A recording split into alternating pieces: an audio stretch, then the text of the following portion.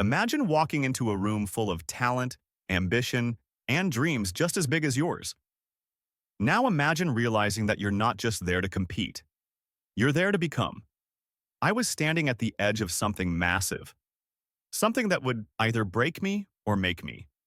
That's exactly what happened when I stepped through those glass doors, when the cool air of that lobby hit my face, when my heels clicked across marble floors toward an elevator that would take me to the fifth floor, to a studio where my entire future was waiting.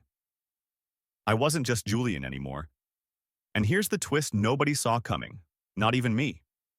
The audition I prepared for, the one I practiced in my head 1,000 times, the one that kept me up at night with anxiety and excitement, that wasn't the audition I got. Because sometimes, the universe doesn't just test your skills, it tests your soul. This is the story of the moment I stopped auditioning for a job and started claiming my identity. Before we dive in, please hit that subscribe button and join the Gender Diary family for more heartfelt stories about discovery, transformation, and love. And I'd love to know, what time and country are you watching from? Drop it in the comments below. It always makes my day to see where our stories reach. Stay with me. Because what happened in that room changed everything. The elevator doors opened on the fifth floor, and I stepped into another world. Color. Everywhere, color. The studio buzzed, assistants rushing, fabrics gleaming, lights flashing. And in the middle of that chaos, I felt calm, radiant. And scattered throughout the space were the other applicants. 5 of us total, I would learn. 4 had already arrived. They looked polished, prepared. Nervous energy radiating from each one as they adjusted their outfits, checked their reflections in any available mirror, rehearsed whatever they planned to say. I stepped into that space, Eugenia right beside me, and something strange happened. I felt calm. No, more than calm. I felt radiant. It was like every cell in my body had been waiting for this moment. Like the makeup, the outfit, the heels, the journey here, all of it had been building to this exact second when I would walk into my future and claim it. I was aware of every glance that turned my way. The quick assessments, the curious stares, the way eyes traveled from my face to my outfit to my heels and back again.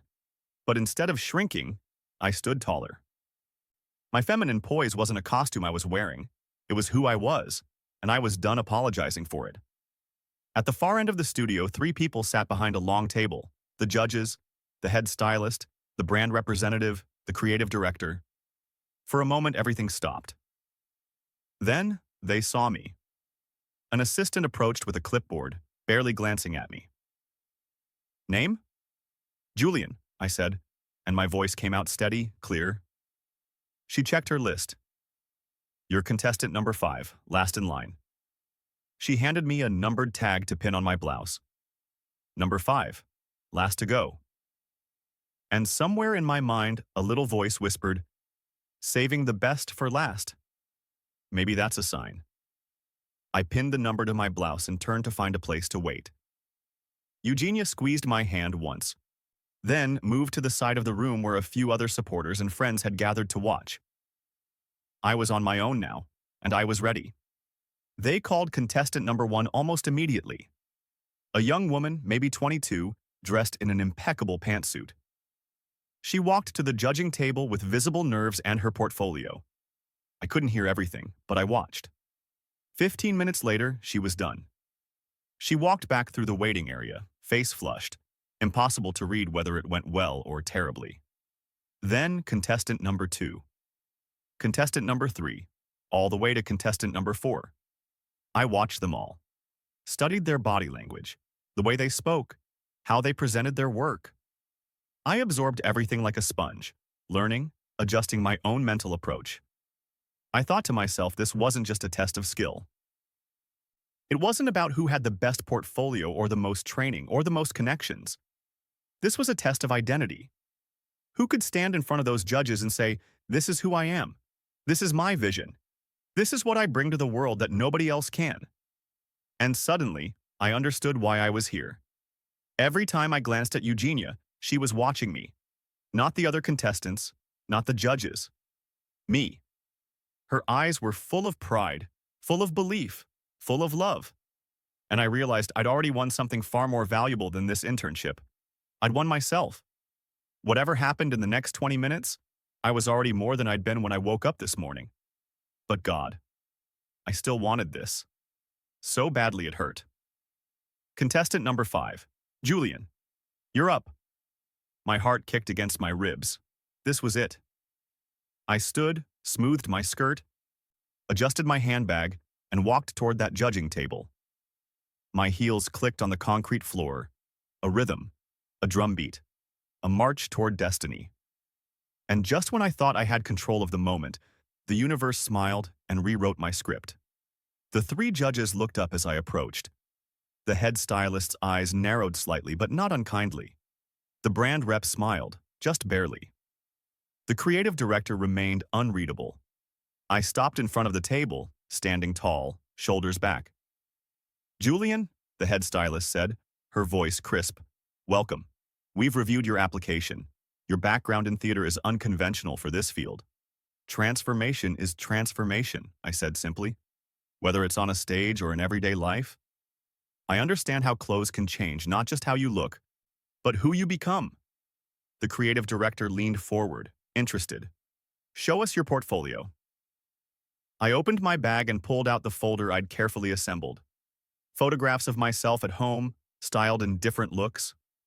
Sketches of outfit ideas. Mood boards I'd created. Everything I had. I laid it on the table. They examined it in silence, flipping through pages, studying images.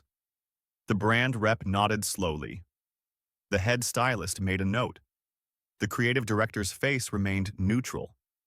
And then, just as I thought we'd move to questions, the head stylist looked up. We have a challenge for you, she said. My stomach dropped. She continued. We want to see you work, in real time. We want you to style your partner, the creative director said, gesturing toward where Eugenia stood. Using any pieces from our wardrobe, show us your vision. Show us what transformation means to you. The room seemed to hold its breath. Murmurs rippled through the other contestants. Surprise, curiosity. Probably glad it wasn't them getting this curveball. My heart was racing. This wasn't what I'd prepared for. This wasn't what I'd practiced. This was completely off script. But as I looked at Eugenia, my partner, my wildfire, something in me lit up. This wasn't just a challenge. This was an opportunity to show them exactly what I could do, to transform the woman I loved, to create magic in real time, under pressure, with the world watching. I turned back to the judges and smiled. All right then, I said, my voice steady and sure. Let's make magic. Eugenia stepped forward from the crowd, and I met her in the center of the studio. For just a second, we locked eyes. She wasn't nervous. She trusted me completely, and that trust gave me wings. 20 minutes, the head stylist announced, checking her watch. Starting now. I turned to face the racks of clothing, and the world narrowed to this. Fabric, vision, transformation. I walked along the first rack slowly, my fingers trailing over materials. Silk, chiffon, satin, leather, cotton, lace. I wasn't just looking for something beautiful. I was looking for something that would reveal Eugenia's essence. Amplify what was already there. She was bold, powerful, commanding. But she also had softness, vulnerability, grace. The outfit needed to hold both truths at once. My hand stopped on a gown. A deep navy blue satin gown. It had a subtle sheen that caught the light with every movement. Yes? I pulled it from the rack and held it up against Eugenia. Perfect. Next, shoes. I found them 3 racks over. Light champagne gold heels, elegant but not showy, with enough height to elongate her legs and add that regal bearing. Try this on, I said to Eugenia, handing her the gown. She disappeared behind a changing screen they'd set up for privacy. While she changed, I gathered makeup supplies. The studio had a full kit available for styling challenges. Foundation to even her complexion. Blush in a soft rose tone. Eyeshadow in golds and bronzes that would complement the dress. Eyeliner, mascara. And for the lips, a deep rose, somewhere between pink and mauve. Bold, but elegant. Eugenia emerged from behind the screen, and my breath caught. The gown fit her like it had been made for her body. The navy blue brought out the warmth in her skin. The satin caught the industrial lighting and made her seem to glow. "Sit," I said, gesturing to a chair. She sat, and I became a painter with a brush. Foundation first, smoothing over her skin, creating that flawless canvas. I worked quickly but carefully, aware of the clock ticking but refusing to rush the artistry. Blush on the apples of her cheeks, bringing color and life. Eyeshadow, eyeliner, precise and elegant. Mascara to make her lashes full and dark. And finally, the lips. I lined them carefully, then filled them in with that deep rose color. Blotted. Applied again. Perfect. "Close your eyes," I whispered. She did. The earrings came next, framing her face beautifully. "Open." She opened her eyes and looked at her reflection in the mirror we'd positioned nearby. Her hand came up to her mouth. "Julian," she breathed. She looked radiant, not like someone else. Like the most elevated version of herself. The femininity wasn't imposed. It was revealed, amplified, celebrated. "Stand up," I said softly. She stood and the dress moved with her, the satin catching light and shadow. I stepped back, examining every detail. The dress, the heels, the makeup, the jewelry. Everything worked together, not as separate pieces, but as a unified vision. "5 minutes," someone called. I made one final adjustment, smoothed a piece of her hair, adjusted the fall of the dress slightly, and then I stepped back. "Perfect," I whispered. Eugenia looked at me, and her eyes were shining. Not just with the makeup, with emotion, with pride, with love. "You ready?" I asked. She nodded. "Then let's show them who we are." I led Eugenia to stand in front of the judging table. All 3 judges looked up, and I watched their expressions shift. The head stylist's eyebrows rose. The brand rep leaned forward. The creative director's neutral mask cracked into something that looked like genuine interest. "Speak," the head stylist said simply. I took a breath, and I spoke from my soul. "Transformation isn't about changing who someone is," I began, my voice clear and steady. "It's about revealing who they've always been." When I looked at Eugenia, I saw power. I saw grace. I saw someone who commands attention not by demanding it, but by simply existing at her full capacity. I gestured to the dress. It's rich, deep, powerful. It doesn't apologize for taking up space. The satin has movement, fluidity, which brings softness to the strength. The cut is elegant without being restrictive. She can move. She can breathe. She can own any room she walks into. I pointed to the makeup. It highlights her, makes her features more defined, more present. I paused, then continued. This isn't about following trends or copying what's in magazines. This is about understanding that every person has their own language, their own aesthetic truth. My job isn't to impose my vision. It's to listen to who someone is and then help them speak that truth louder. I looked at Eugenia, then back at the judges. Fashion is storytelling, and this is Eugenia's story. Powerful, graceful, unapologetically herself. I stopped speaking. The room was completely silent. You could have heard a pin drop on that concrete floor. The 3 judges looked at each other. Some kind of silent communication passed between them. And then, slowly, the creative director started to clap. Just them at first. Slow, deliberate applause. And then the entire room erupted. The assistants, the other contestants, everyone watching from the sides. Eugenia's eyes filled with tears. So did mine. The head stylist raised a hand and the applause died down. She looked at me for a long moment. "That's more than styling," she said quietly. "That's storytelling. That's understanding. That's rare." The creative director nodded. "You don't just see clothes. You see people." The brand rep was smiling widely. That was remarkable. My heart was pounding so hard I thought it might break through my chest. "Thank you," I managed to say. The head stylist made a note on her paper, then looked up. "We'll be in touch," she said. And I knew. I just knew. Eugenia and I walked back to the waiting area in a daze. I thought the day had ended there. But fate wasn't done with me yet. This audition, this entire day, it wasn't really about getting a job. Not at its core. It was about declaring who I was. To the world. To the judges. To myself. Standing in front of those three people, speaking about transformation and identity and the language of fashion, that wasn't an audition. That was a coming out. I was saying, this is who I am. This is what I see. This is what I bring to the world that nobody else can. And the most incredible thing, they heard me. They saw me. They valued me. Not despite my journey, but because of it. Eugenia grabbed my hand, and we just stood there, holding each other. My phone buzzed in my handbag. I pulled it out. An email. From the studio. Subject line: "Congratulations."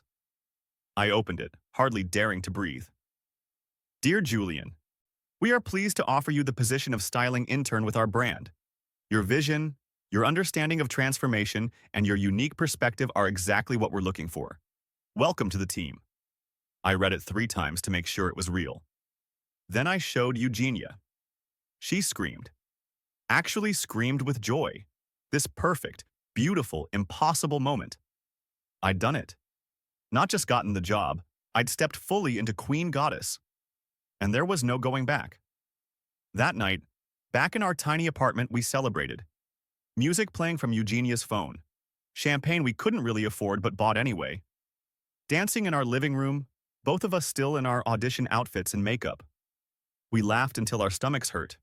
We dreamed out loud about what came next. And somewhere in the middle of it all, I caught my reflection in the window. That woman looking back at me. Fully formed, fully present, fully alive. The audition wasn't about clothes, I realized. It never was. It was about courage.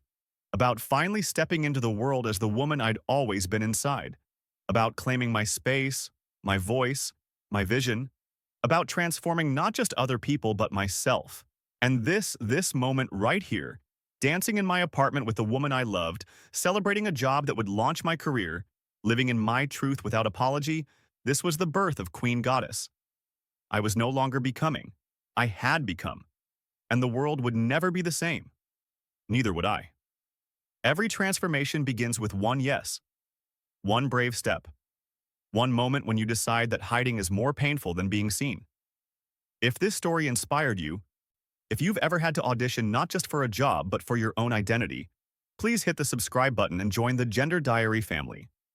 Because this journey, it's just getting started. Until next time, remember, you're not too much. You're not too different. You are exactly enough. This is Queen Goddess signing off. And remember, transformation isn't the end of your story. It's the beginning. The end. The Gender Diary exists to light that path with shared stories. Whether you found connection in this narrative, you're on your own journey of gender exploration, or you're here seeking understanding, your subscription fuels our mission. Every subscriber empowers us to keep illuminating these authentic experiences for our community. Kindly drop a comment below. Your voice adds to the tapestry of experiences that makes this space meaningful. Until our next story unfolds.